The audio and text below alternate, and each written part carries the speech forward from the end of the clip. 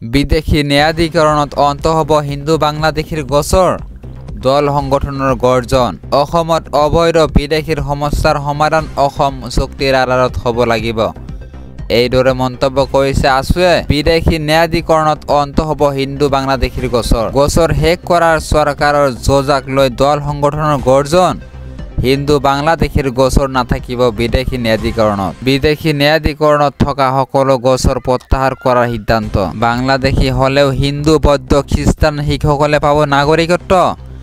কাৰ অধিনিয়মৰ ভিত্তিত এই সিদ্ধান্ত ল'ব চৰকাৰৰ এই সিদ্ধান্তৰ পিছতে আছুৰ তীব্ৰ প্ৰতিক্ৰিয়া অসমত অবৈধ বিদেশীৰ সমস্যাৰ সমাধান অসম চুক্তিৰ আধাৰত হ'ব লাগিব এইদৰে আছুৱে মন্তব্য কৰিছে সদৌ অসম ছাত্ৰ সন্থাই অবৈধ হিন্দু বাংলাদেশীৰ গোচৰ প্ৰত্যাহাৰৰ বাবে তীব্ৰ বিৰোধিতা কৰিছে সমগ্ৰ অসম জুৰি ইয়াৰ বিৰুদ্ধে তীব্ৰ প্ৰতিবাদ গঢ়ি তোলা হ'ব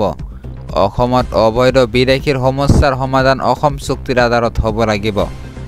1971 চনৰ 24 মাৰ্চৰ পূৰ্বে অহা হিন্দু মুছলমান অসমত থাকিব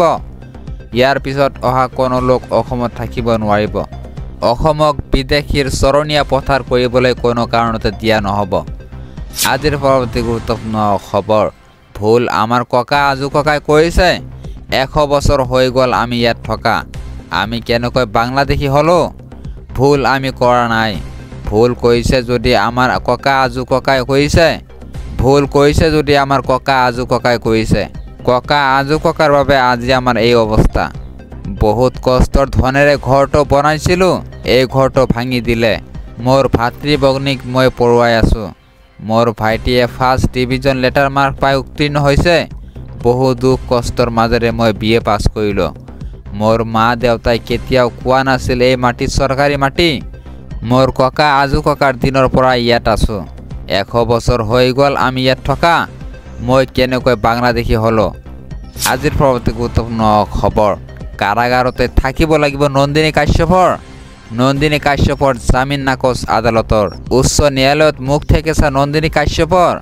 ন্যায়ালয়ে সকাহ নিদিলে নন্দিনীক জামিন আবেদন নাকচ কৰিলে আদালতে আৰক্ষী কেছ ডায়েৰীৰ দাখিলৰ নিৰ্দেশ গুৱাহাটী উচ্চ ন্যায়ালয়ৰ 19 আগষ্টত গোচৰটোত পুনৰ শুনানি গ্ৰহণ কৰিব ন্যায়ালয়ে 19 আগষ্ট পৰ্যন্ত কাৰাগাৰতে থাকিব লাগিব নন্দিনী কাশ্যপ